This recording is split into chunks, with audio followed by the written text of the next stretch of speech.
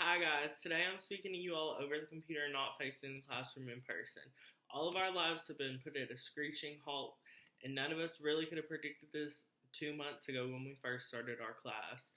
The novel coronavirus, or COVID-19 as it has been called, has changed life as we know it, and it has put an end to face-to-face education, left many of us unemployed, and everyone cooped up in the house practicing social distancing.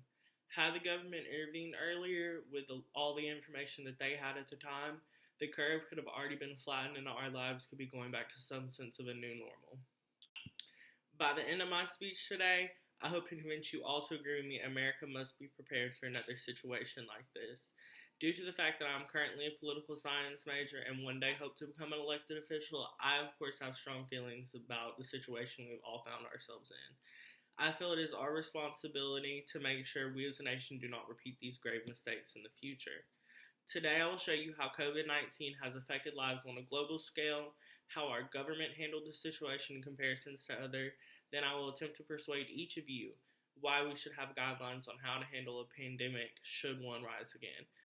Hopefully we can save future lives by learning from our present mistakes. So we must first look at how widespread the coronavirus is and how it spread so quickly.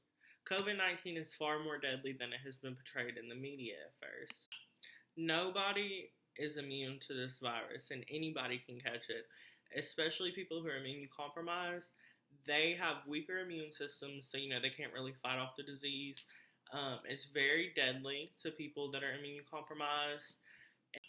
In America today, there are 374,329 confirmed cases and 12,064 deaths. So with that being said, according to the CDC, the worldwide statistic is 1,343 cases and 74,000 deaths. Dr. Chandras Adham of the World United Health Organization, his quote about the pandemic is, "A pandemic is not a word that we like to use lightly or carelessly. It is a word that, if misused, can cause unreasonable fear and unjustified acceptance that the fight is over, leading to the unnecessary suffering and death. This is not something we have come to the conclusion too lightly." So obviously the healthcare professionals are very worried about this. According to News Channel 5, Davidson County alone has 1,075 confirmed cases. These are not all the cases, just the confirmed ones, because it takes so long for the results to come back for the virus. Many more people have the virus, however, due to low testing kits, and we don't really have the manpower or the technology to test all the kids as we would say the flu. The flu, you can get the test back within a couple hours. With the coronavirus, it's so new that we don't really have the manpower or the technology to deal with it.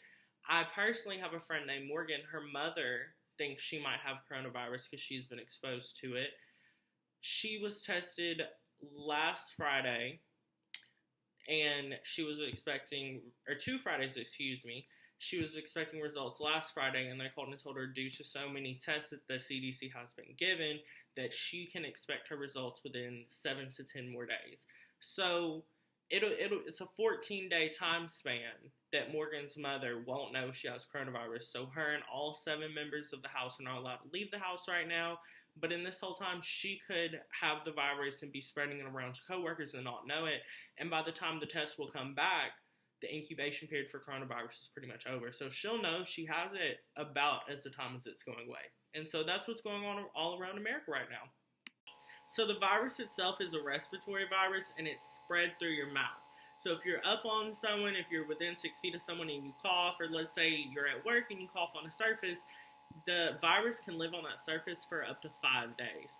So people can be at work all across America or be going about their lives at the store and, just spreading this virus and really not knowing it. And that's the scary thing. One person could spread the virus to 30 to 50 people in just the average day and not even know they have the virus. The average hospital has 20 to 40 ventilators, and most people that have coronavirus, their lungs start shutting down because it's such a heavy respiratory infection. Their lungs start shutting down, they need a ventilator. Well, the hospital, let's say somebody gets 50 people sick, 25 of those people need a vent, and the hospital only has 30 ventilators.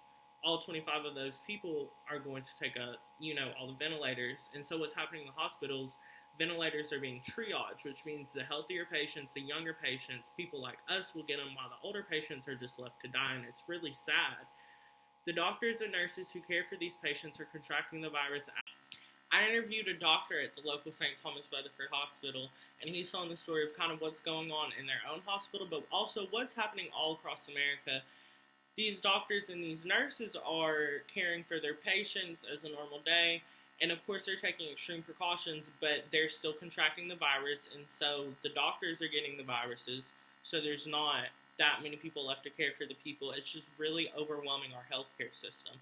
If all of our doctors get coronavirus because they're dealing with the coronavirus, they can't go help other patients because they don't want to spread it. So these doctors are being quarantined. The hospitals are low on workers. It's just a really bad situation all around. Let's now look at how the situation got to this point, with the U.S. currently leading the countries with the most cases. I think we're still under China, but we're above everyone else with the amount of corona cases we have.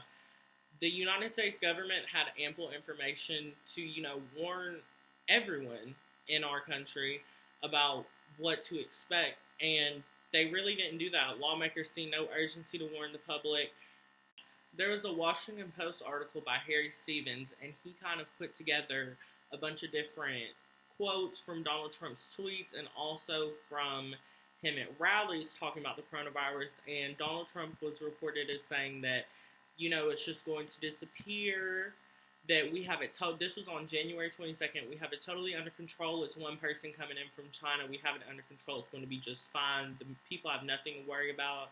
On February 10th, he was quoted saying, looks like by April, in theory, when it gets a little warmer, it will miraculously go away.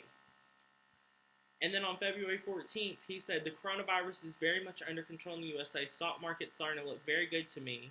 And as we know, that's not true. The stock markets have pretty much crashed. We're looking at another recession like the 2008 recession.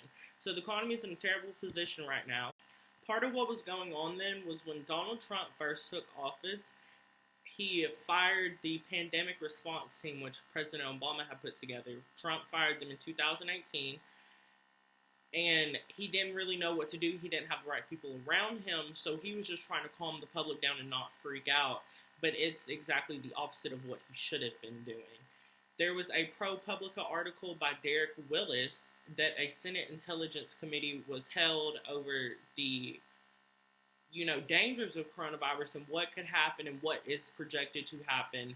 The congressman came out of that meeting and went on multiple different news stations, CNN, Fox, and said that, the country has it under control. There's nothing to worry about. We're good. 8 of those senators in that meeting turned around and dumped all of their stocks from the stock market, turned around and sold them off. And one senator himself dumped $1.75 million worth of stocks, sold them off. They all knew what was coming, but they didn't warn the public. So let's jump to the middle of March. It's spring break season. Everyone's out having a great time. There's few coronavirus cases, but at this point, the CDC did not have with America in general, the CDC did not have the testing kits available to test people like we needed to. There were no safeguards in people traveling abroad. There were claims that there were safeguards and that people were getting automatically tested as they came back to America, but that was not the case in many different airports. So towards the end of March, it was about the last 2 weeks, after seeing the effects of what it was doing in New York and Los Angeles, 2 cities that were first hit hard by coronavirus, people pretty much would not stop partying. Everyone was still on the beaches, crowded in the beaches, hundreds of people in Miami in one little space, and they're just spreading the virus. And what we've seen happen was, once those people came back, they spread it back to their hometowns where they're from. We could have flattened the curve immediately at the beginning of March when we first started seeing New York and Los Angeles, coming up in these cases of coronavirus, especially with those places being big travel spots. We could have implemented a national stay-at-home quarantine. I believe a national quarantine would have been a better answer than waiting until April to do quarantines and leave them up to the governors. As you know, in Nashville, that when we first went under, before we went under a stay-at-home act, Part of the reason we did go under a stay-at-home act was because there were so many videos about going viral of people in downtown crowding the bars. And I know everyone wants to have fun, I kind of was doing it too, but none of us really understood what was going on because we also had the president on TV at the time saying, it's going to go away, it's nothing to worry about, don't stop your lives because of this virus. If we had taken precautions earlier, we would not have seen such a dramatic rise in cases in such a little time. We were flooding the bars and beaches and potentially spreading the virus to everyone, hundreds of people. If we knew the real dangers of this and what we were actually doing, would we have taken more precautions? Would we have been more safe? Would we have actually socially distanced ourselves earlier? And would the curve be flattened? I believe the curve would be flattened by now. I believe we'd be in a much better place. So let's look at what we can do in the future to prevent this. I believe everyone in the highest places of government needs to be held accountable and immediately make changes. We need a system put in place to combat an epidemic. We need to take a page from Wuhan, China, where they implement a health pandemic response team. They were setting up temporary hospitals to deal with the coronavirus. They were having their factories build ventilators instead of building car parts or toys or whatever they were building. We immediately need to call a nationwide quarantine as soon as something like this happens. As soon as we started seeing the results in places like Los Angeles, California, all over California, New York, we needed to call a nationwide quarantine because we've seen how bad it was going to get. Lawmakers already knew what was coming from seeing what was happening in Italy and what was happening in China. Much like Britain, we should do an immediate writ freeze so people can focus on getting better and not spreading the virus and not having to worry about going to work, how are they going to pay their bills, this, that, and the third. We need to allocate and disperse funds to each American in this time because many are out of work due to the coronavirus. The government's idea of giving every American $1,200 is a good start, but it's just the plan once it's put on paper, it's not that good of a plan. There's so many holes in it. Many Americans do not qualify for the check. In America, they're currently not doing eviction notices, but as soon as quarantine's over and the executive orders are lifted, then the eviction notices start going out. So what happens to these people that are waiting on their government check? They get evicted in May. What is that $1,200 going to do to them in August or September? It's not really working for it. People have bills now. According to a Forbes article by Clary Estes, the U.S. government is using our tax dollars to send the Army around the world to collect masks, ventilators, and other supplies from other world powers, other countries that aren't using them like China. The problem with this, though, is they are putting the masks, they are putting ventilators, they are putting all this stuff on the market for states to bid for. So it's not like they're sending it to whatever state has the most coronavirus cases, whatever state needs ventilators immediately. They're putting it up for auction, and states are having to bid for it. And Governor Andrew Cuomo of New York explains and says that the ideology behind this is absolutely ludicrous. He's having to outbid other states so he can get ventilators and essentially just driving the price up. And then what's also terrible is it's not just the states that are bidding for these things. You have private organizations like FEMA and the Red Cross organization. They're coming in, they're outbidding people, they're outbidding states. So it's capitalism is taking over. In a time like this, we don't need to be worried about the economics of it. We don't need to be worrying about we're going to pay top dollar for this ventilator when we only need them for this 3-4 month time span to combat this coronavirus. We need to worry about helping people. So, of course, no plan is perfect. However, in a time of global need, capitalism should not be a front seat concern. People as well as states need economic relief from this disaster, a disaster none of us asked to be in. However, with the mishandling of information by our government officials, elected government officials, might I add, we are here. And as American taxpayers, we're going to be left to foot the bill.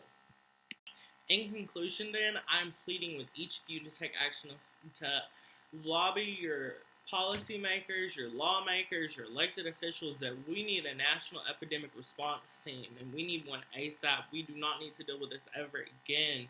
When we look back in history, let us not remember how we were all cooped up in the house depressed for weeks on end. Let us remember the lives that were lost by not taking action quickly enough. By adopting the measures I have discussed today, we can help stop what is happening to so many Americans from happening to others in the future. It is our ethical responsibility to ensure protective measures against other worldwide pandemics. I'm going to leave you all with this. George W. Bush stated in a 2005 speech, A pandemic is a lot like a forest fire. If caught early, it might be extinguished with limited damage. If allowed to smolder undetected, it can grow to an inferno that can spread quickly beyond our ability to control it. If we wait for a pandemic to appear, it'll be too late to prepare. And one day, many lives could be needlessly lost because we failed to act today. Thanks, guys, for watching.